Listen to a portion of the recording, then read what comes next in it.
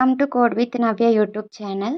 ఈరోజు వీడియోలో ఏపీసెట్ 2026 కౌన్సిలింగ్కి సంబంధించిన లేటెస్ట్ షెడ్యూల్ గురించి పూర్తి వివరాలు తెలుసుకుందాం.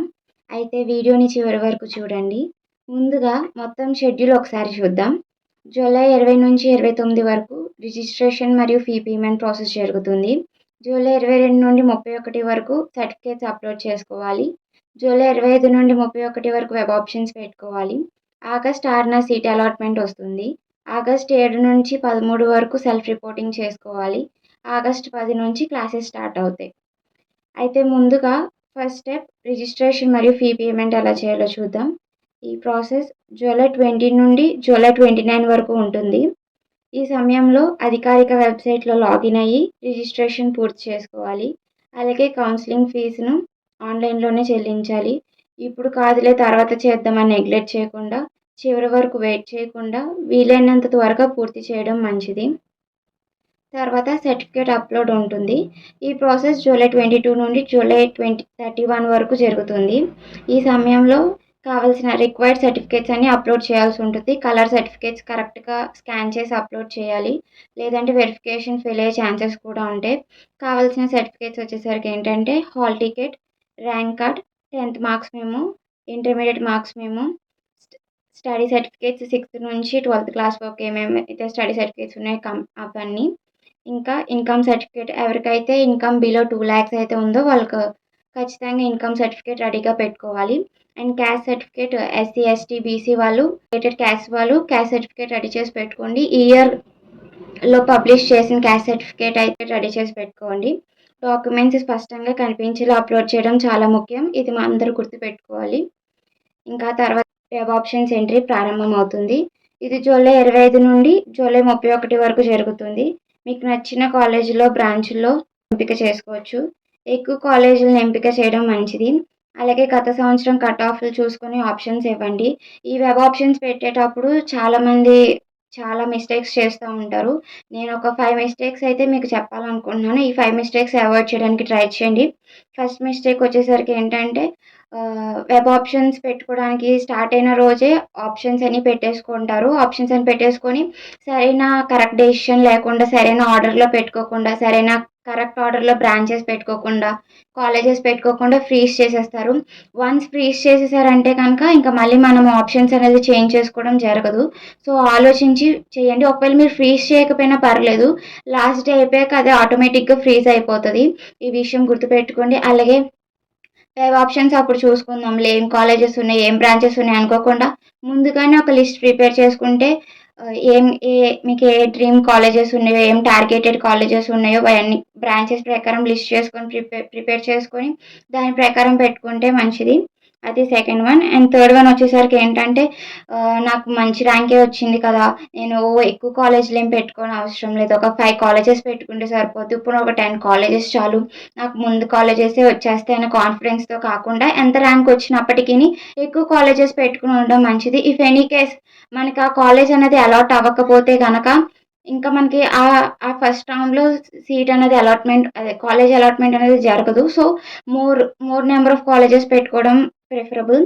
అండ్ ఇంకో మిస్టేక్ వచ్చేసరికి ఏంటంటే ఫ్రెండ్ని బ్లైండ్గా నమ్మడం.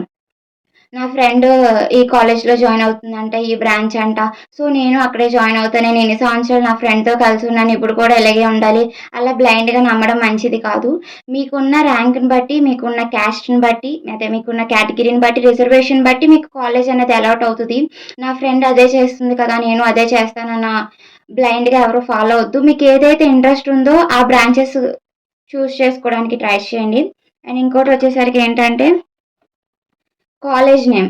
ఇది అసలు చాలా బిగ్ కాలేజ్, అసలు దీనికి చాలా బ్రాండ్ ఉంది, అసలు ఈ కాలేజ్ కాకపోతే ఇంక నేను ఎక్కడ చదవను అలా అని చెప్పి ఓకే చదవచ్చు, నేను కాదనట్లేదు. కానీ మీకు ఇంట్రెస్ట్ లేని బ్రాంచ్ వచ్చి మీరు ఇంకా అలా కాంప్రమైజ్ అయ్యి చదవడం కన్నా మీకు ఏదైతే మంచి బ్రాంచ్, మీకు ఏదైతే ఇంట్రెస్ట్ ఉందో మంచి కాలేజ్లో చూస్ చేసుకోండి. కాలేజ్ కోసం బ్రాంచ్ని సాక్రిఫైస్ చేయొద్దు. ఇంకా ఇంకో 2 టిప్స్ చెప్తాను. ఏంటంటే first last year cut offs అన్నది చూస్ చేసుకొని లిస్ట్ ప్రిపేర్ చేసుకొని దాన్ని బట్టి వెబ్ ఆప్షన్స్ అనేది పెట్టుకోండి. ఎందుకంటే ఈ ఇయర్ కట్ ఆఫ్స్ లేవా అంటే ఇయర్ ఇంకా కౌన్సిలింగ్ కంప్లీట్ అవ్వలేదు కాబట్టి ఇయర్ కట్ ఆఫ్స్ అప్పుడే రావు. So last year cut offs చూసుకుంటే ఆల్మోస్ట్ 3000-5000 మాత్రమే డిఫరెన్స్ ఉంటది. ఇంకా సేమ్ కట్ ఆఫ్సే ఉంటాయి. 5000 వరకు మాత్రమే డిఫరెన్స్ వస్తది. సో వాటిని ప్రిఫర్ చేసుకుంటే మనకు ఒక ఐడియా వస్తది. ఏ కాలేజ్‌లో మనకి ఏ బ్రాంచ్‌లో మనకి ఏ సీట్ వచ్చిద్దన్నది మనకొక ఐడియా వస్తది. So last year cut offs అనేది ప్రిఫర్ చేయండి. చూసుకోండి. అండ్ లాస్ట్ మినిట్ వరకు వెయిట్ చేయొద్దు. ఇంకా వెబ్ ఆప్షన్స్ పెట్టుకోవడానికి చాలా రోజులుంది కదా!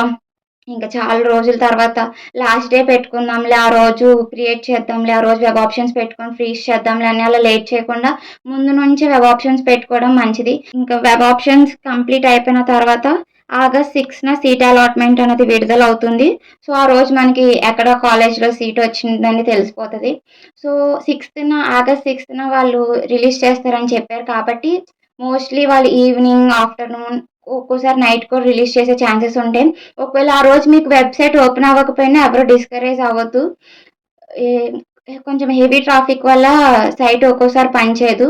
సో నెక్స్ట్ డే అయినా సరే మీకు చూసుకోవడానికి ఫెసిలిటీ ఉంటది. సో ముందుగానే ఎవరు డిస్కరేజ్ అవ్వద్దు. మీకు మిడ్‌నైట్ అయినా సరే మీకు ఖచ్చితంగా సీట్ అనేది ఎక్కడ అలాట్‌మెంట్ అయిన మెసేజ్ వచ్చిద్ది. పలానా కాలేజ్‌లో మీకు సీట్ అలాట్‌మెంట్ అయిందని మెసేజ్ వచ్చిద్ది. సో ఫస్ట్ డేనే ఆ రోజు నాకు రిజల్ట్ ఓపెన్ అవ్వలేదు. సో నాకింకా రాలేదు అని ఎవరు డిస్కరేజ్ అవ్వకండి. సీట్ వచ్చిన తర్వాత సెల్ఫ్ రిపోర్టింగ్ అనేది చేయాలి. ఈ ప్రాసెస్ వచ్చేసరికి ఎప్పుడంటే ఆగస్ట్ 7 నుంచి 13 వరకు జరుగుతుంది. ఈ స్టెప్ ఖచ్చితంగా పూర్తి చేయాలి. కొన్నిసార్లు సెల్ఫ్ రిపోర్టింగ్ చేసేటప్పుడే ట్యూషన్ ఫీ పే చేయమని కూడా అడుగుతారు. సో మీరు దానికి కూడా సిద్ధంగా ఉండండి. ఇప్పుడు ఎవరైతే వైట్ కార్డ్ హోల్డర్స్ ఉన్నారో సో వాళ్ళకి ఫీజ్ రియంబర్స్‌మెంట్ వస్తది. ఎవరైతే వైట్ కార్డ్ హోల్డర్స్ లేరో వాళ్ళు ఫీజ్ కట్టేయాలి వాళ్ళే. ఈ ఫీజ్ రియంబర్స్‌మెంట్ మనకొస్తదా లేదా అని ఎలా తెలుస్తదంటే, మనకి సీట్ అలాట్‌మెంట్ అయినప్పుడు మనకు ఆర్డర్ వస్తది కదా! దాంట్లోనే మీకు ఫీజ్ రియంబర్స్‌మెంట్ దగ్గర యెస్ ఆర్ నో అనేది వాళ్ళు ఖచ్చితంగా డిస్‌ప్లే చేస్తారు.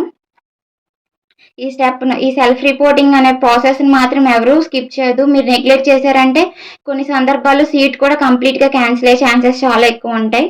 తర్వాత ఆగస్ట్ 10 నుంచి క్లాసెస్ స్టార్ట్ అవుతాయి. మీకు కేటాయించిన కాలేజ్‌కి సమయానికి రిపోర్ట్ చేసి అడ్మిషన్ ప్రాసెస్ పూర్తి చేయండి. కొత్త ప్రయాణానికి సిద్ధంగా ఉండండి. మీ అందరికీ ఆల్ ద బెస్ట్.